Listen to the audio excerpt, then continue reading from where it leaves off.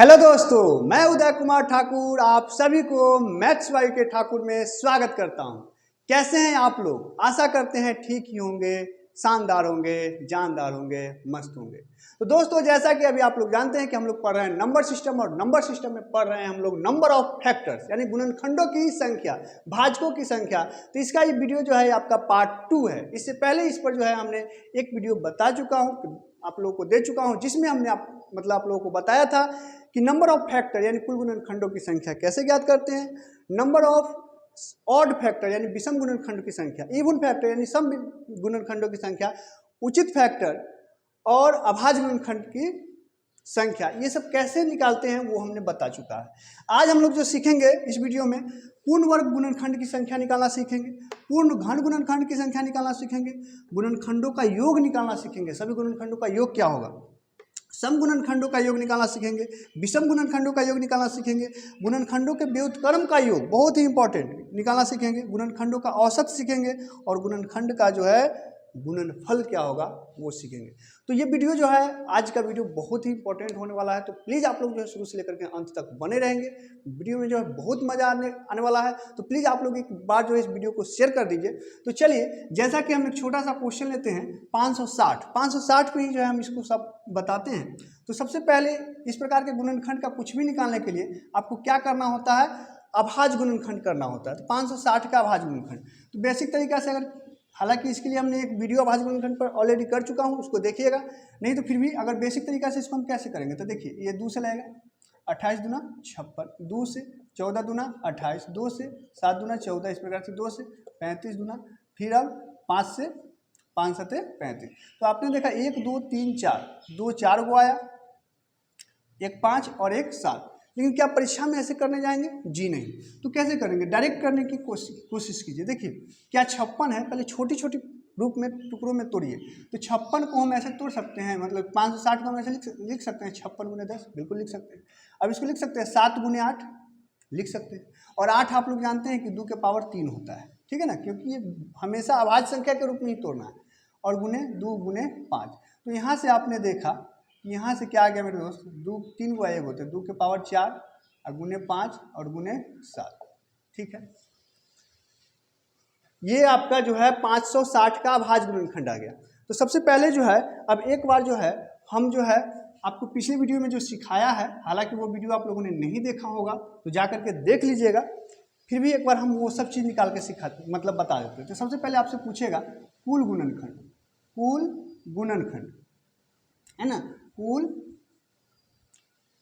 गुणनखंड की संख्या क्या होगी।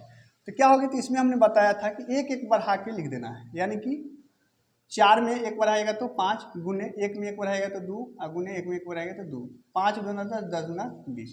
तो 20 को जो है इसके कुल गुणनखंड की संख्या होंगी। इसी में आपसे पूछेगा कि उचित गुणनखंड कितने हैं, प्रोपर फैक्टर, प्रोपर फैक्टर यानी कि उचित गुणनखंड। तो उचित गुणनखंड में एक और स्वयं की वो संख्या, दो नहीं होता, दो संख्या नहीं होता, तो इसलिए 20 में से आप जब 2 घटा देंगे तो कितना आ जाएगा मेरे दोस्त, 18, 18 को उचित गुणनखंड आ जाएगा। इसी में आपसे पूछेगा कि अभाज्य गुणनखंड बताइए, क्या बताइए, अभाज्य गुणनखंड की संख्या बताइए, अभाज्य गुणनखंड की संख्या बताइए। तो अभाज्य गुणनखंड में कुछ नहीं करना है, ये जो पावर आता है ना उसको जोड़ देना है। तो 4 जोड़ 1 जोड़ 1, 4 1 5 1 6। इसी में आपसे पूछेगा कि अगर आपसे पृथक गुणनखंड पूछ दे तो 1 2 3, 3 को संख्या में टूटा हुआ है ना, तो 3 को होगा।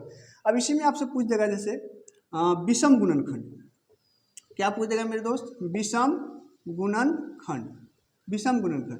तो देखिए विषम गुणनखंड में ना सम वाला को लेना ही नहीं है, विषम गुणनखंड में सम वाला को लेना ही नहीं है।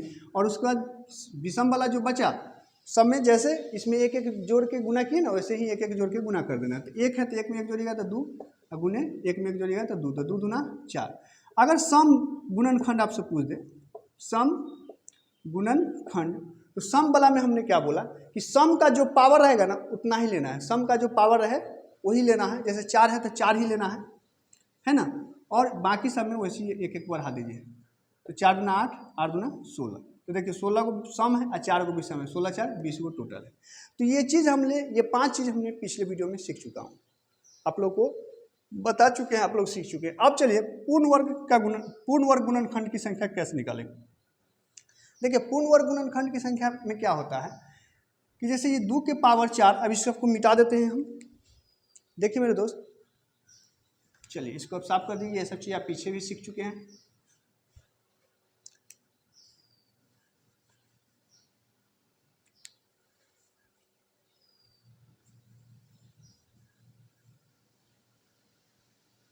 देखिए अब ध्यान दीजिएगा, जैसे 2 के पावर 4 है तो इसको हम क्या लिखेंगे, 2 के पावर 0, 2 के पावर 1, 2 के पावर 2, 2 के पावर 3, 2 के पावर 4, 5 के पावर 0, 5 के पावर 1, 7 के पावर 0 और 7 के पावर 1, ठीक है ना।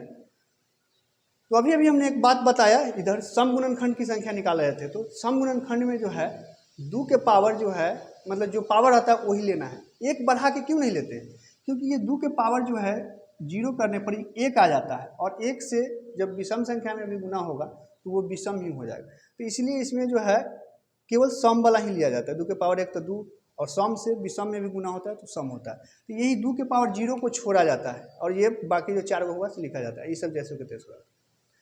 तो हमको पूर्ण वर्ग अभी बताना है, पूर्ण वर्ग। तो पूर्ण वर्ग में ये सब संख्या आ गया, तो पूर्ण वर्ग में जो है कौन कौन संख्या इसमें से आ जाएगा।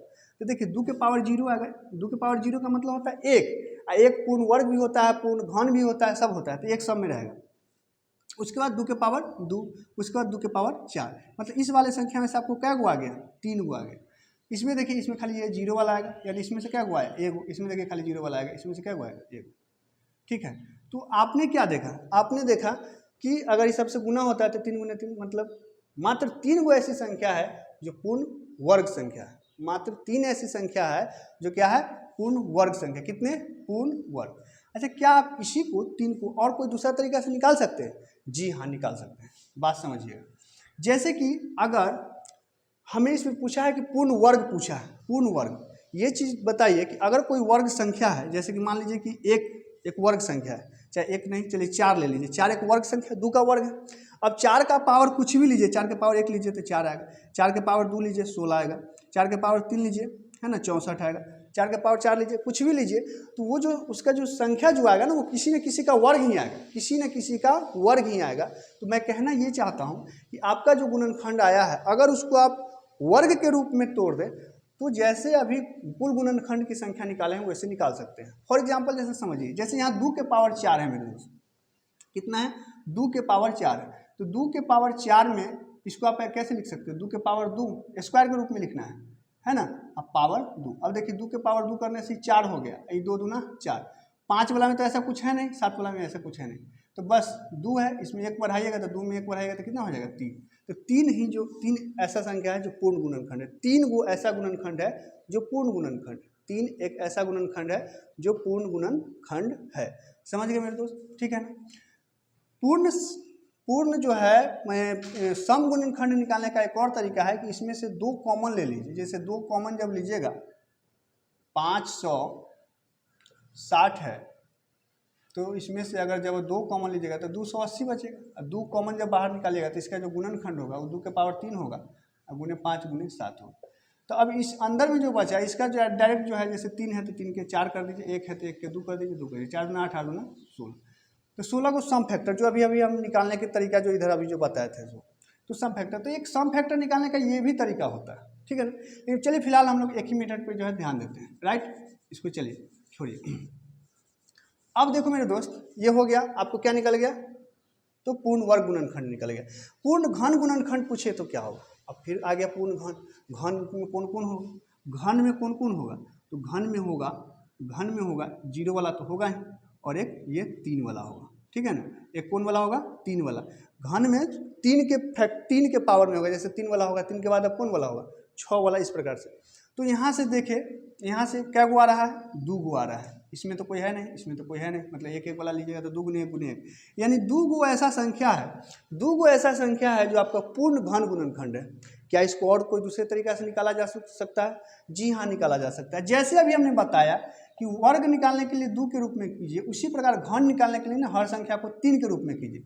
तो क्या आप 2 के पावर 3 लिख सकते हैं? हाँ, लिख सकते हैं। इसका पावर क्या कर सकते हैं, इसका पावर 1 कर सकते हैं, क्या कि यहाँ 3 के पावर 4 है। अब मन है तो ये 2 लिखो ना लिखो, उससे कोई फर्क नहीं पड़ता है, 5 7 में तो है नहीं। तो ये 1 बचा, पावर 1 आया ना, 1 में हमेशा 1 बढ़ा के लिखा जाता है, तो 1 में 1 बढ़ाएगा तो क्या आएगा, 2 आएगा।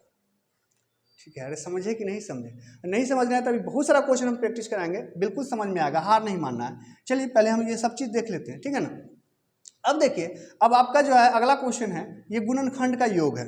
गुणनखंड का योग बहुत ही इंटरेस्टिंग चीज़ है, देखिएगा, इसको समझिएगा। गुणनखंड का योग हम कैसे निकालेंगे? देखिए मेरे दोस्त, गुणनखंड का योग निकालने के लिए आपको क्या करना है? गुणनखंड का योग निकालने के लिए क्या करना है? जैसे मान लीजिए कि कोई संख्या है, कोई नंबर है जो a के पावर p है गुने b के पावर q है गुने c के पावर r है, और इस प्रकार से ये है, ठीक है ना। जहाँ a b c अभाज्य संख्या है, जहाँ a b c क्या है? अभाज्य संख्या है।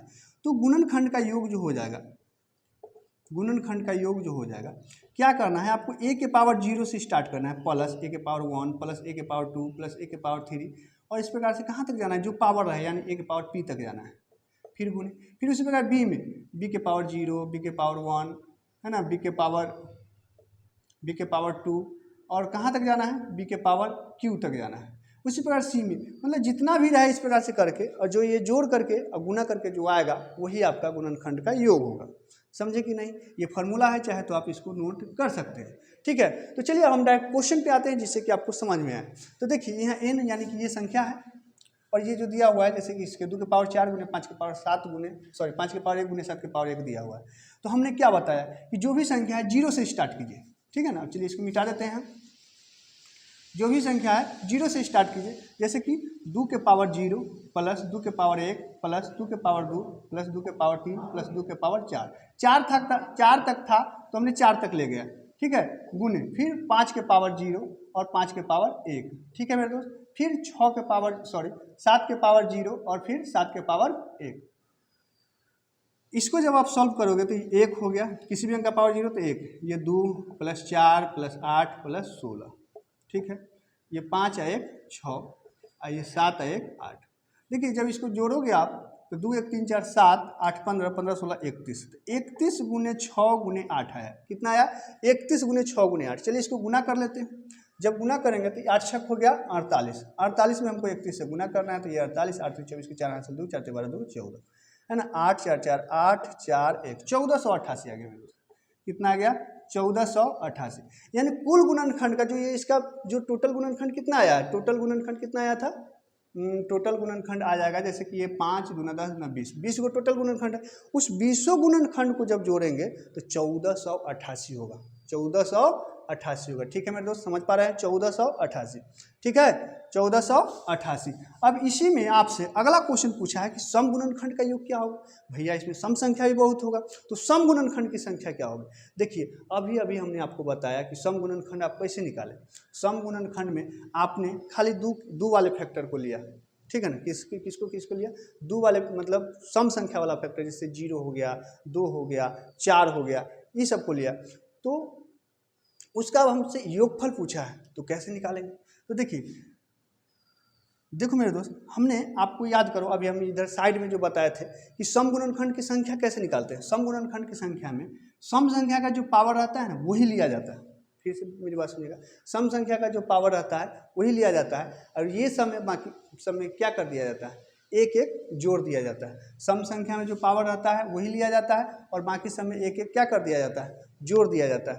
तो जैसे कि इसमें जो है आपको 2 के पावर जैसे 4 तक है, तो कौन कौन लीजिएगा? इसमें 2 के पावर 0 नहीं लेंगे। मेरी बात फिर से समझिए कि सम गुणनखंड के योग में 2 के पावर 0 नहीं लेंगे, वही 2 के पावर 0 ही नहीं लिया जाता है। इस कारण इसमें 1 नहीं बढ़ता है, क्योंकि अगर 2 के पावर 0 1 लीजिएगा तो 1 से गुना होकर के जो विषम संख्या रहेगा विषम ही रह जाएगा। अगर 2 के पावर 0 नहीं लेते हैं, 2 के पावर वाला सरल लेते हैं, जैसे 2 के पावर 1 2 के पावर 2, तो अगर अगला विषम संख्या भी है, 3 है 5 है, तो 2 से गुना होकर के 4 से गुना होकर के वो सम ही बन जाएगा। तो इसमें क्या क्या लीजिएगा? तो 2 के पावर 0 तो भैया ले आएगा नहीं, तो 2 के पावर लेंगे 1, 2 के पावर 2, 2 के पावर 3 और 2 के पावर 4, 1 2 3 4, इसमें यही 4 संख्या ले आएगा, ठीक है। अगुण ये सब जैसों के तैसों, यानी 5 के पावर 0 और 5 के पावर 1, फिर भैया 7 के पावर 0 और 7 के पावर 1। उम्मीद करते हैं कि समझ रहे होंगे, मक्खन की तरह बात क्लियर हो रही होगी। तो देखिए इसमें इस सबको जब गुना कीजिएगा, मतलब जोड़िएगा, तो इसमें खाली 2 के पावर 0 नहीं है, तो यहाँ 31 आया है, सॉरी यहाँ जो है 2 के पावर 0 नहीं है, तो खाली 1 नहीं होगा, तो इसको जोड़िएगा तो कितना आएगा? 30 होगा। इसको जोड़िएगा तो कितना होगा? 6, और इसको जोड़िएगा तो कितना? 8 छक 48, 48 में 3 से आप गुना करेंगे तो कितना हो जाएगा, 48 में 3 से गुना करेंगे तो 144, 144 यानी कि 1440, कितना आ गया 1440, यहाँ पे लिख दूँ 1440, ठीक है। यानी कि सम गुणनखंडों का योगफल कितना आ गया 1440 आ गया, कितना आ गया मेरे दोस्त 1440 आ गया। अब हमसे कोई विषम गुणनखंड पूछेगा कि विषम गुणनखंडों का योग क्या होगा, तो देखिए हमने कुल गुणनखंड का योग 1488 निकाला और विषम गुणनखंड का योग निकालना है, सम अगर हमको मालूम है तो इसमें से 1488 में से 1440 घटा देंगे, 48 जो आएगा वो हमारा विषम गुणनखंड का योग होगा। लेकिन हम निकालेंगे कैसे, रूल के हिसाब से कैसे निकालेंगे, तो रूल के हिसाब से कैसे निकलेगा भैया, तो देखिए रूल का हिसाब से विषम गुणनखंड में आपने याद कीजिए कि विषम गुणनखंड की संख्या पहले हम लोग कैसे निकालते हैं, उसमें सम को लेते ही नहीं, तो योगफल में भी जो है सम को नहीं लेंगे, सम को नहीं लेंगे तो क्या है भैया 5 के पावर 1 है, यानी कि 5 के पावर 0 और 5 के पावर 1 गुने 7 के पावर 0 और 7 के पावर 1, तो ये हो जाएगा आपको 5 1 6, ये हो जाएगा 7 1 8, 8 छक 48, कितना आ गया 48 जो है 48 वो विषम गुणनखंड का योग, 48 जो है क्या हो गया विषम गुणनखंड का योग हो गया। अब देखिए अब गुणनखंड के व्युत्क्रम का योग बहुत ही इंपॉर्टेंट चीज, पहले इसके लिए ना एक छोटा संख्या से चर्चा करते हैं। जैसे मान लीजिए कि हमको बताना है कि भैया 12 के सभी व्युत्क्रमों के 12 के जो है सभी व्युत्क्रमों के गुणनफल का योग क्या होगा, क्योंकि अच्छा 12 के व्युत्क्रम मतलब 12 के गुणनखंड होगा कौन कौन, तो हमने देखा 1 होगा, 2 होगा, 3 होगा, 4 होगा, 6 होगा और स्वयं 12 होगा, स्वयं क्या होगा 12 होगा। अब इसके व्युत्क्रमों का योग का मतलब क्या 1/1, इसको उल्टो 1/2, इसको उल्टा करो, सबको उल्टा टांग के मारो 1/3, 1/4, 1/6, 1/12, समझ पा रहे हैं मेरी बात को। अब क्या करेंगे भिन्न का जोड़ है तो एलसीएम लेंगे तो 12 आएगा, 1 से 12 तो 12 लिखाएगा, 2 छके 12, 3 चौके 12, 4 तिहाई 12 और 6 दूना 12 और 12 एकम 12। देखो मेरे दोस्त क्या आ गया, नीचे तो 12 आया, ऊपर कुछ दिख रहा है, अरे 1 2 3 4 6 12, ये 12 के फैक्टर ही तो है, ये 12 के फैक्टर ही तो है ना ऊपर वाला संख्या, तो नीचे तो स्वयं नंबर हो गया और ऊपर क्या होगा, ऊपर होगा फैक्टर का मतलब गुणनखंडों का योगफल, है ना। तो यहाँ से एक फार्मूला बन गया कि गुणनखंडों का योगफल, गुणनखंड का योगफल अब बटा में संख्या, ठीक है ना,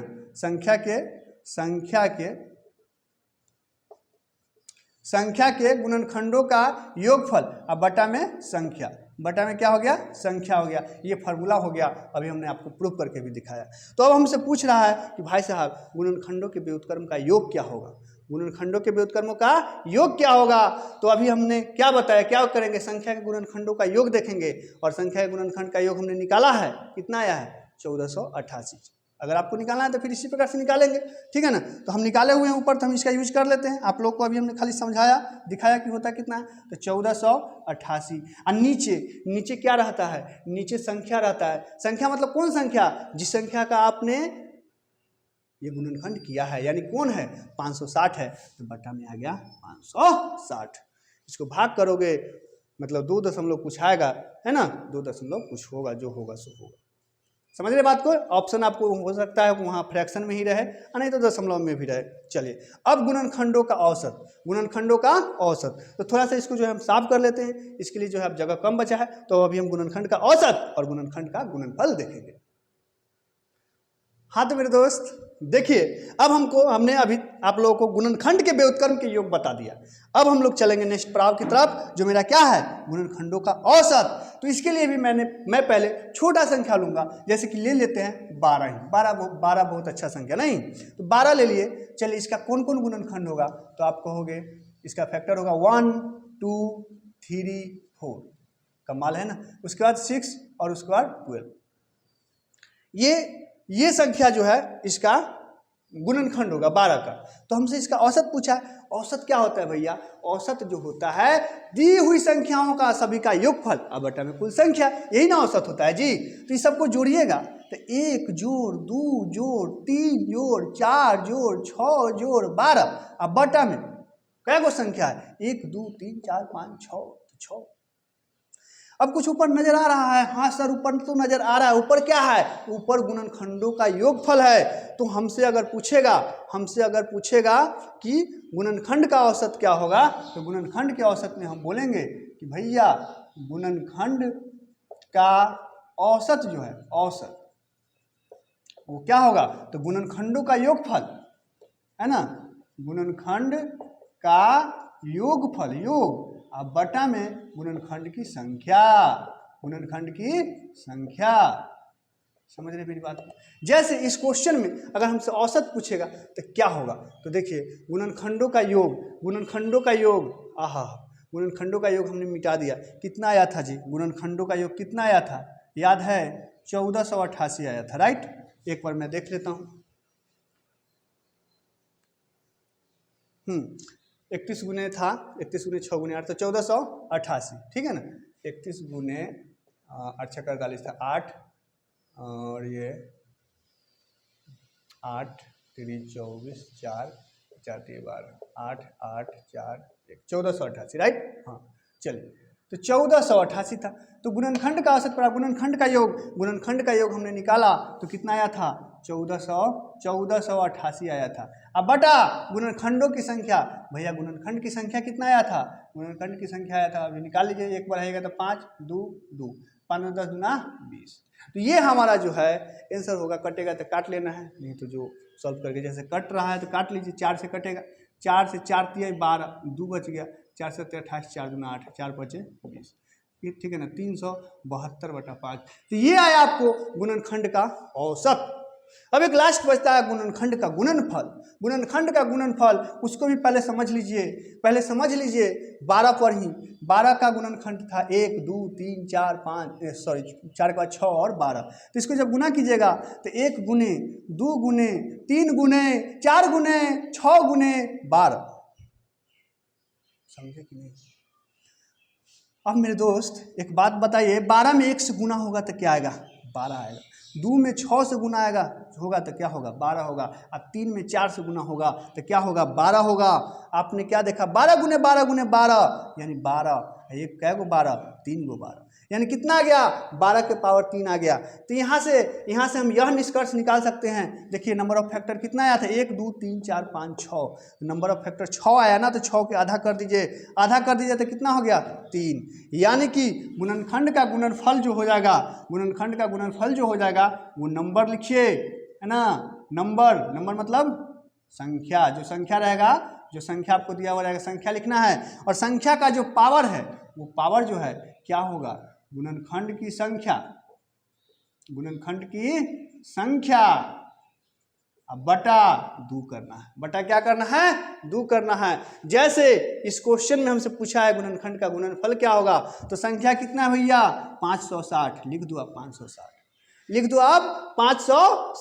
लिख दो आप 560। अब 560 में गुणनखंड की संख्या कितना है, अब ये इतना निकाले हैं, गुणनखंड की संख्या कितना है भाई साहब, 20 है। गुणनखंड की संख्या कितना है, 20 है। और जब 20/2 करोगे तो कितना आएगा, 10, यानी 560 के पावर 10 जो है हमारा गुणनखंडों का गुणनफल हो। समझे कि नहीं समझे। तो हमने ऑल ओवर आपको फैक्टर पर जो है, फैक्टर का पूरा इतिहास जो है आपको निकाल के रख दिया। फैक्टर से आधारित इतना ही क्वेश्चन पूछेगा, चाहे वो छोटा से छोटा एग्जाम हो, चाहे बड़ा से बड़ा एग्जाम में बैठ जाओ, इससे ज़्यादा फैक्टर से आधारित और कोई क्वेश्चन नहीं पूछता है। इसी कॉन्सेप्ट से रिलेटेड सब क्वेश्चन पूछता है। तो अगर आप कॉन्सेप्ट रखोगे तो क्वेश्चन चाहे कितना भी जिलेबी की जैसे घुमाएगा, आप जो है उसको कर लोगे। ठीक है मेरे दोस्त, देखिए तो इसका फॉर्मूला लिखा हुआ ये है, इसका है ये है, इसका आप लोग लिखे कि नहीं, गुणनखंडों के व्युत्क्रमों का योगफल। गुणनखंड के व्युत्क्रम का योगफल हमने क्या बताया, इसका भी चलो मैं लिख देता हूँ।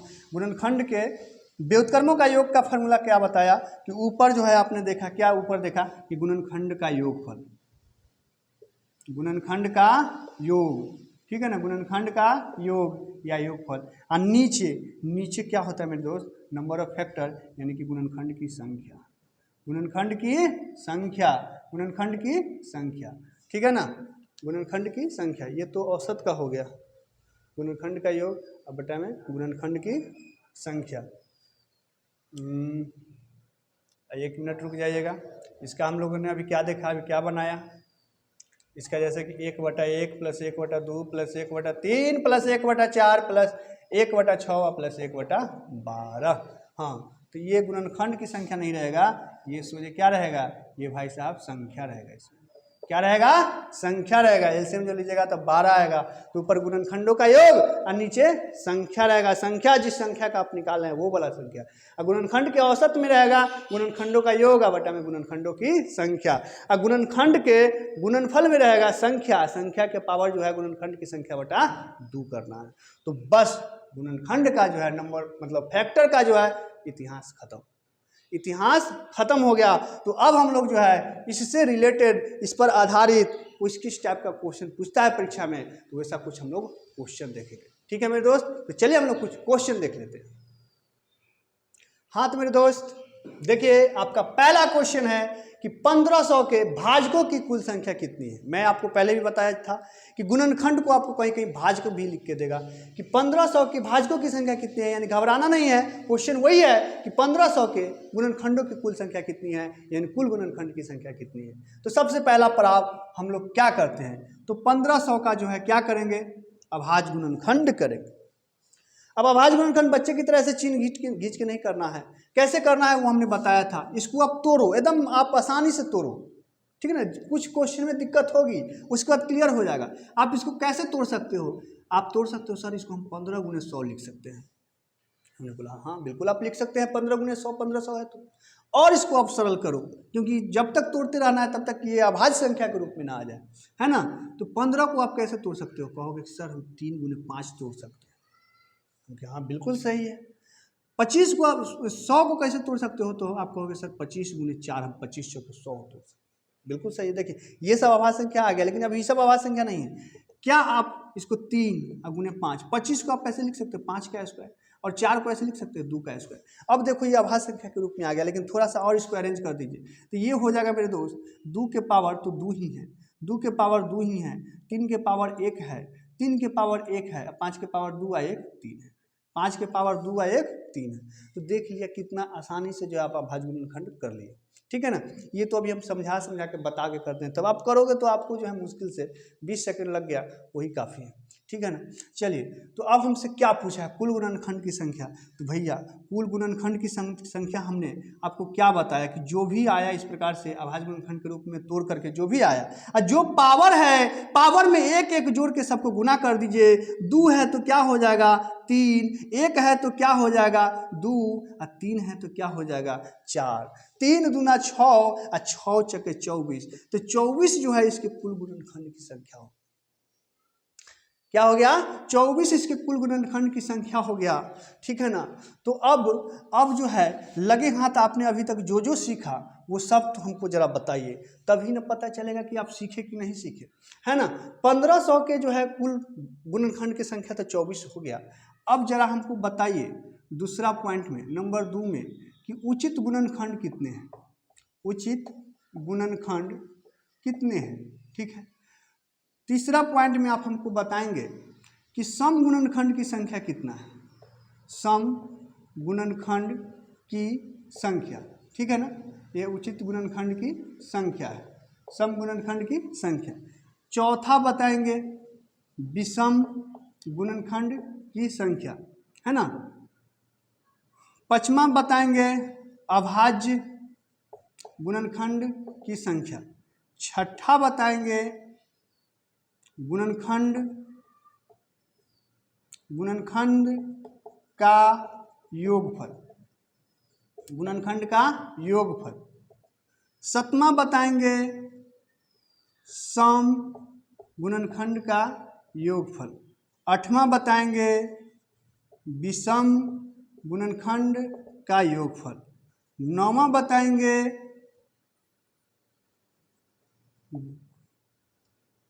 बताएंगे व्युत्क्रम गुणनखंड का योगफल। 10वां बताएंगे गुणनखंड का औसत। 11वां बताएंगे गुणनखंड का गुणनफल। तो ये 11 चीज़ हम लोगों ने सीखा। आज और कल मिला करके। तो ये 11 चीज़ अभी बताएंगे, वीडियो पॉज करके लिखिए और उसके बाद जो है आप लोग इसको धराधर जो है मिला लीजिएगा, ठीक है। तो हम इसको जो है करते हैं, कोई प्रॉब्लम? ठीक है। तो उचित गुणनखंड में हमने क्या बताया था कि जो आपको टोटल गुणनखंड आएगा उसमें से 2 माइनस कर देना है, तो कितना हो जाएगा मेरे दोस्त? 22 को हो जाएगा। सम गुणनखंड में हमने क्या बताया था कि सम का जो पावर है, देखिए यहाँ है, कहाँ लिखे हैं हमने पावर ग्रुप में, ये है। तो सम का जो पावर है वही लेना है, यानी 2 है तो 2 ही लेना है, और ये सब में एक एक बढ़ाना है, यानी कि 2 और 3 का 4, तो 4 दूना 8, 8 दूना 16, 16 को जो है आपको, मतलब 24 में से 16 को सम है, तो विषम घटा लीजिए, 24 में से 16 8 होगा, लेकिन नहीं, आपको ऐसे नहीं निकालना है, फार्मूला से ही निकालना है। तो विषम में हमने बताया था कि सम को लेना ही नहीं है, सम को लेना नहीं, तो 1 है तो क्या हो जाएगा 2, और गुणे 3 है तो क्या हो जाएगा 4, तो 4 दूना 8। अब है अभाज्य गुणनखंड। अभाज्य गुणनखंड में हमने डायरेक्ट खाली पावर को जोड़ने के लिए बताया, तो कितना हो जाएगा 2 जोड़ 1 जोड़ 3, यानी 3 1 4 है, 4 है 2 6। अब गुणनखंडों का योगफल, गुणनखंड का योगफल में हमने क्या बताया कि गुणनखंड का योगफल में ये जितना रहे, है ना, जैसे कि 2 के पावर 2 है तो लिखेंगे 2 के पावर 0 प्लस 2 के पावर 1 और प्लस 2 के पावर 2, है ना, और ये 3 के पावर 0 3 के पावर 1, क्या इधर दिख रहा है? इधर दिख रहा है? इसके बाद ये सब दिख रहा है, 3 के पावर 0 3 के पावर 1। अच्छा, इसके बाद जो है 5 है तो 5 के पावर 0 और 5 के पावर 1 और 5 के पावर 2 और 5 के पावर 3, कहाँ तक जाना है? 3 तक ही जाना है, ठीक है। तो ये हुआ, तो इसको जब देखेंगे तो देखिए 2 दूना 4 हो गया, 4 है तो 6 और 1 7, तो यहाँ से निकल के आ गया मेरे दोस्त 7, गुने ये 3 का 3 है 1 4, 4 यहाँ से निकल के आया 125 और 50 25, तो 150, 155 1 156, ठीक है, 156। एक बार फिर से देख लीजिए, इसका 1 हो गया, इसका 5 हो गया, इसको 25 और इसको 125, तो 50 हो गया 150 155 56, ठीक है। यानी सबको मिटा के हम इतना लिख देते हैं, कितना आ गया? कितना आ गया मेरे दोस्त? 7 गुने 4 गुने 156, देख लीजिएगा। इसको गुना करके अब जो आया सो आपको आंसर हो गया। सम वाला में हमने क्या बताया था कि सम वाला में जो है सम का जो संख्या है उसमें जो, जैसे कि 2 के पावर खाली 0 नहीं लेंगे, 2 के पावर 0 नहीं लेंगे, तो यहाँ जो इसमें जो 7 आया है, कैसे 2 के पावर 0 लिए है तभी ना 7 आया, तो यहाँ क्या आ जाएगा 6 आएगा, एक कर सकते तो उतना ही आएगा, ठीक है। मेरी बात को समझ रहे हैं। विषम वाला में क्या है कि विषम वाला में सम को लेना ही नहीं है, तो सम को लेना ही नहीं है, तो ये हो जाएगा 4 गुने 156, चाहे तो आप गुना करके देख सकते हैं। देखिए 7 चौके 28, 156 में 28 से गुना कीजिए, 156 में 28 से गुना करेंगे मेरे दोस्त, तो 8 6 48 के 8 हासिल 4, है ना, और 8 5 40 4 44 हासिल 4 और 8 4 12, 6 2 12 के तुम हासिल 1, 15 2 30 1 31, ठीक है, कितना आया 31, ठीक है मेरे दोस्त। तो ये हो गया 8 4 2 6 2 1 3 3 1 4, 43 68 आया। कुल गुणनखंड की संख्या कितना आ गया? 43 68, 43 68। अब जो है 156 में 6 चक 24 से गुना करना है, कितना से करना है? 24 से। 156 में जो है 24 से गुना करना है, 6 चक 24 के 4 हासिल 2, अब 5 चक 20 और 2 22 हासिल 2 और 4 के 4 और 2 6, 6 दूना 12 का 2 हासिल 1 और 15 दूना 30 है 1 31, ठीक है ना? अरे ठीक है कि नहीं? तो ये 4 हो गया, 2 2 4 हो गया, 6 1 7 हो गया और ये 3 हो गया। 3744 जो है, 3744 किधर गया भैया? यही ना है, 3744 जो है ये आ गया, तो घटा के जो आएगा सो ये होगा, लेकिन नहीं आपको गुना करना है तो कर लीजिए ना, 156 गुने 4, तो 6 चौके 24 के 4 हासिल 2 और 15 चौके 60 और 2 62, यानी 624 जो है इसका आंसर हो जाएगा। अगर आप ये दोनों को जोड़िएगा तो ये आना चाहिए, देखिए 4 4 8, 4 2 6 और 7 6 13 के 3 हासिल 1 3 1 4, बिल्कुल परफेक्ट है। उसके बाद हमने क्या सीखा? व्युत्क्रम गुणनखंड का, व्युत्क्रम गुणनखंड का योगफल। व्युत्क्रम गुणनखंड का योगफल में हमने क्या देखा कि नीचे तो नंबर हो जाता है, तो नंबर कितना है, कौन नंबर के हम लोग लेके चल रहे हैं? 1500 के, तो नीचे तो भैया 1500 हो जाएगा, और ऊपर व्युत्क्रमों का योग, गुणनखंडों का योगफल हो जाएगा। गुणनखंडों का योगफल कितना आया है? 4368, ठीक है। फॉर्मूला भी बताया है। गुणनखंडों का औसत में हमने क्या बताया? गुणनखंडों के औसत में बताया कि ऊपर तो भैया योगफल हो जाएगा, यानी कि 4368, और नीचे जो है गुणनखंडों का संख्या आ जाएगा, जो कि कितना है? 24 है, तो तो ये 24 रख देंगे। नीचे अब गुणनखंडों का योगफल में क्या बताया कि जो संख्या है वो लिख दीजिए, 1500 है तो 1500 लिख लीजिए। इसका पावर क्या हो जाएगा, तो नंबर ऑफ फैक्टर के आधा हो जाएगा, यानी गुणनखंडों की संख्या 24 है तो 24 का आधा क्या हो जाएगा, 12 हो जाएगा। तो इस प्रकार से 11 चीज जो आपको नंबर ऑफ फैक्टर पर पूछा जाता है वो हमने बताया।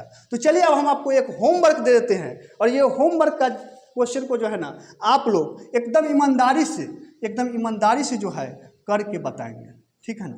ईमानदारी से करके बताना है मेरे दोस्त, है ना, क्योंकि क्वेश्चन जब कर कीजिएगा तो पता चलता है कि हाँ बच्चा कुछ सीखा है और आपको इंटरेस्ट भी आ रहा है। क्वेश्चन में शॉर्ट में लिख देता हूँ कि 1280 के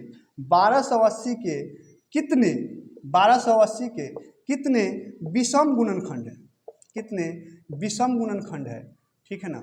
1280 के कितने विषम गुणनखंड है। ऑप्शन ए है 1, ऑप्शन बी है 2, ऑप्शन सी है 18 और ऑप्शन डी है नन, यानी इनमें से कोई नहीं, ठीक है। तो वीडियो अच्छा लगा हो तो लाइक कीजिए, कम से कम इसे एक ग्रुप में शेयर कीजिए। और हाँ, वीडियो को जो है आप लोग शेयर तो बिल्कुल नहीं करते हैं और लाइक करने में भी कंजूसी करते हैं, तो प्लीज़ जो है वीडियो को लाइक और शेयर कीजिए और अपने दोस्तों को बताइए। जो भी व्हाट्सएप, फेसबुक, जिस ग्रुप से भी आप जुड़े हुए हैं, प्लीज़ एक बार जो है शेयर कर दीजिए। तो मिलते हैं इसके प्रैक्टिस क्वेश्चन और भी बहुत सारे जो क्वेश्चन सब है उसको लेकर के एक वीडियो और मैं इसको लाऊंगा, जिसके आपका जो भी और चवन्नी भर भी जो डाउट रह गया है वो खत्म हो जाएगा, ठीक है मेरे दोस्त। तो मिलते हैं एक नेक्स्ट वीडियो में, तब तक के लिए जय हिंद।